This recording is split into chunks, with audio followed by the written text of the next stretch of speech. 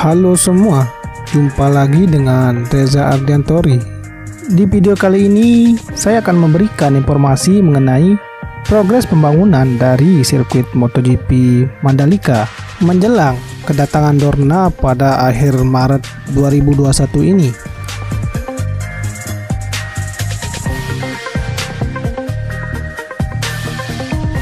Kunjungan Dorna nanti menjadi yang kali pertama semenjak pembangunan sirkuit Mandalika dimulai.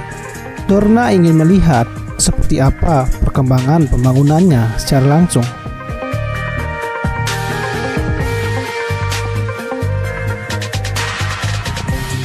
Selanjutnya, di akhir Juni, Dorna akan kembali datang bersama Federation Internationale de Motorcyclisme atau yang disebut FIM untuk melakukan proses homologasi, yakni memastikan kelayakan sirkuit MotoGP Mandalika untuk menggelar balapan bergengsi MotoGP.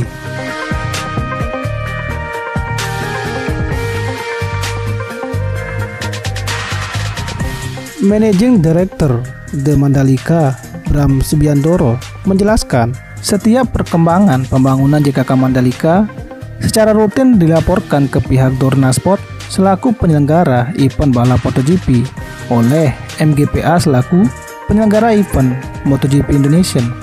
Dengan begitu, diharapkan pihak Dorna bisa tahu capaian pembangunan sirkuit terbaru sehingga lebih memudahkan proses homologasi pada pertengahan tahun ini dan bisa berjalan dengan lancar. Dengan begitu, balapan MotoGP Mandalika pun bisa digelar tahun ini.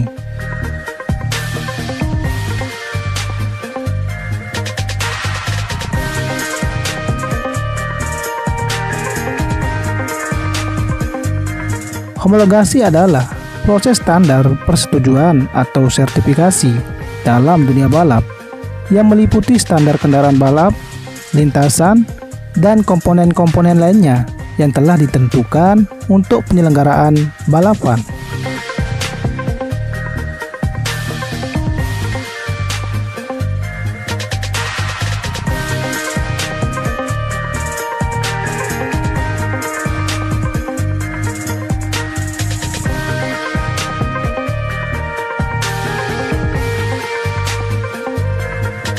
Chief Strategic Communication Officer MGPA mengatakan, sekarang ini proses pembangunan sirkuit sudah masuk tahap pengaspalan. Ia meyakini penyelesaian pengaspalan bisa tepat waktu meski dilakukan saat musim hujan masih berlangsung. Kondisi alam memang tidak bisa kita hindari, tapi kami sudah punya perhitungan tepat menyikapi kondisi hujan.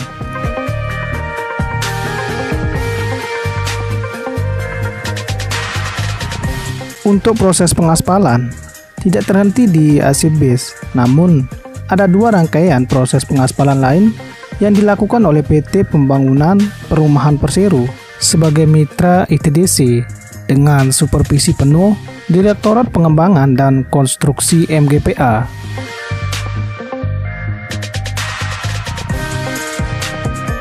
Setelah pengaspalan lapisan pertama AC Base, pengaspalan pun dilanjutkan ke lapisan kedua, yaitu AC Binder, dan lapisan terakhir, surface SMA, yang ditargetkan rampung pada pertengahan Mei 2021. Alat yang digunakan pun selama proses pengaspalan adalah aspal mixing plant atau AMV yang sesuai dengan standar homologasi FIM, begitupun dengan aspal yang digunakan. AMP yang digunakan adalah Intex seri CSD 3000 yang memiliki kapasitas begitu besar, yakni 240 ton per jam. Selain itu, aspal yang digunakan pada pengaspalan AC Base ini menggunakan agregat lokal yang dicampur dengan produk sel Carifalte yang juga digunakan di sirkuit Yas Marina Abu Dhabi, sirkuit Sepang Malaysia, dan sirkuit Fiorano Italia.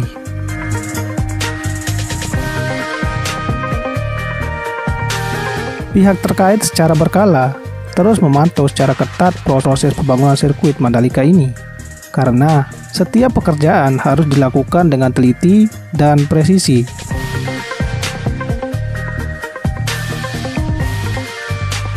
Pihak The Mandalika pun optimis proyek bisa selesai sesuai tenggat waktu, dengan hasil final homologasi nanti dapat sesuai standar dari FIM.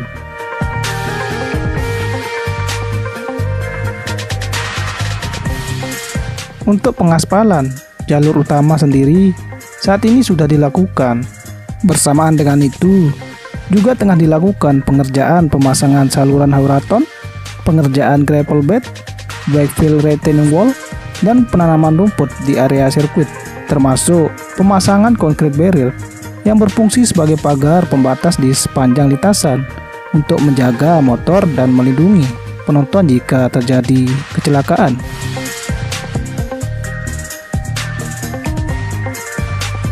Adapun total volume dari pagar pembatas ini adalah 9.903 meter persegi dan ditargetkan selesai pada akhir bulan Juni 2021 mendatang.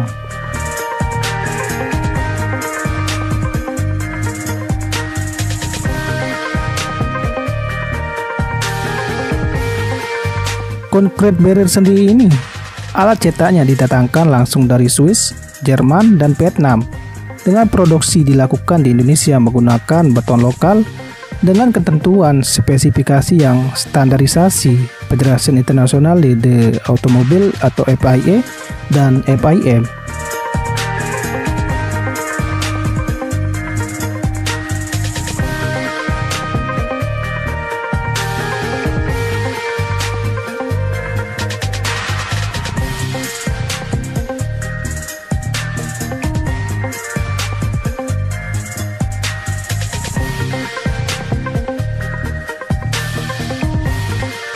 Pembangunan sirkuit Mandalika ini menjadi pembangunan street circuit untuk event MotoGP dengan masa konstruksi tercepat di dunia.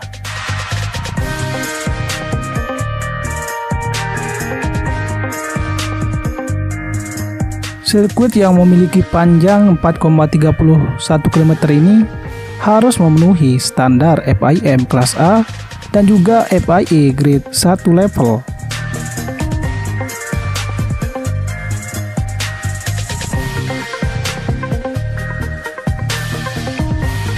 Sirkuit Mandalika saat tadi pakai balapan, aspal di sini bakal digunakan untuk publik yang akan memasuki fasilitas.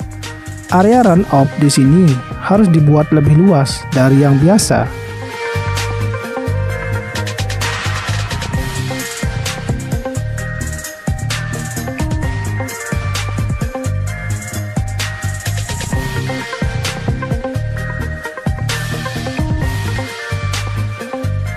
Kalau jadi, MotoGP Mandalika bakal jadi salah satu venue dengan jumlah penonton terbesar yang mencapai 150.000 penonton.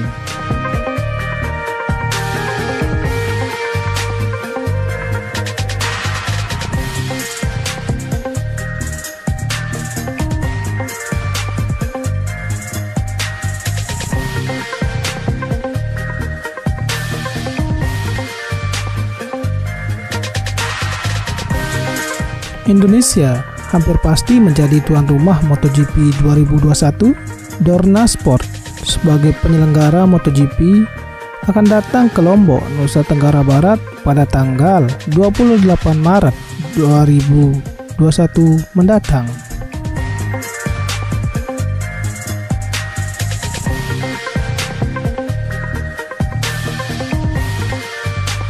Ketua MPR RI sekaligus Ketua Umum Ikatan Motor Indonesia, Bambang Soesatio, mengungkapkan kedatangan Dorna Sport untuk memastikan kesiapan sirkuit internasional Mandalika yang akan dijadikan salah satu tuan rumah MotoGP 2021.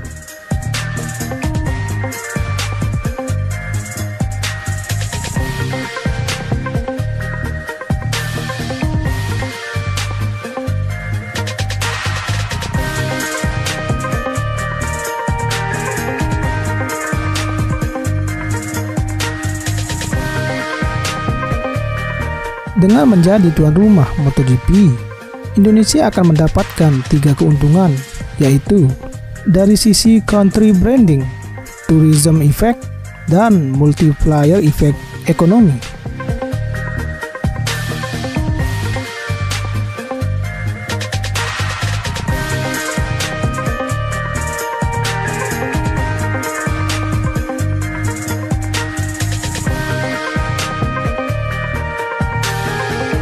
Dari sisi country branding, Indonesia bisa memanfaatkan TV exposure dari 207 negara dengan 31.525 jam siaran yang dilihat oleh 1,4 miliar penduduk dunia.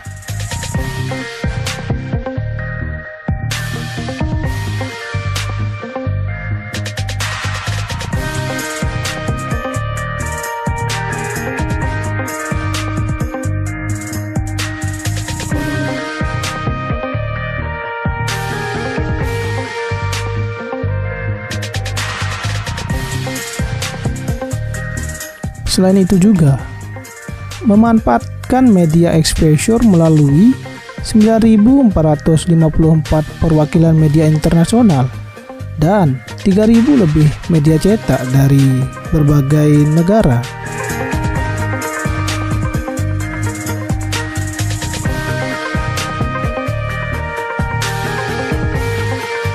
Dari sisi digital media, promosi terhadap Indonesia bisa tersebar melalui 25.000 akun sosial media dan 2.000 lebih website.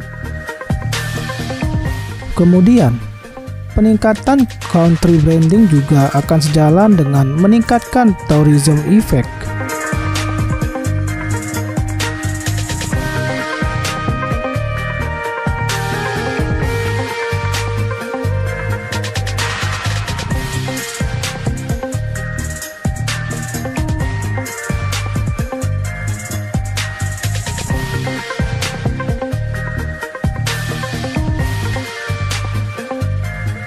Nama Indonesia akan dikenal luas sejajar dengan 18 negara penyelenggaraan MotoGP lainnya. Dunia akan makin mengenal Indonesia, Lombok, dan Mandalika dalam waktu yang instan.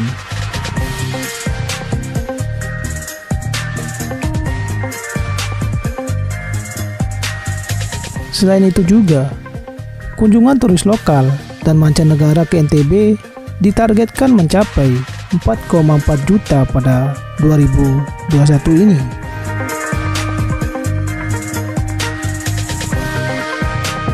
Jumlah tersebut sangat realistis karena sebelum dan sesudah penyelenggaraan MotoGP, turis pasti tetap ingin berkunjung ke Mandalika untuk melihat langsung keberadaan sirkuit ini.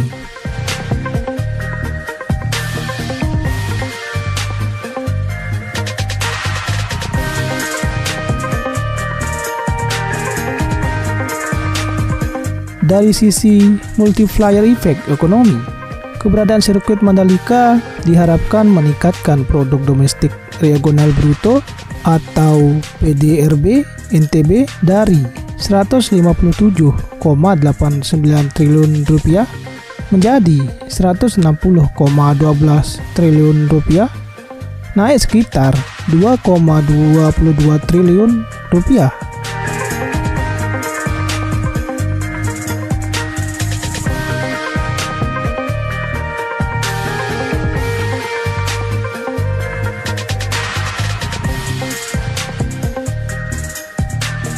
Tak hanya itu saja, peningkatan dipisah dari 313,83 triliun rupiah menjadi 315,39 triliun rupiah dengan kenaikan 1,56 triliun rupiah.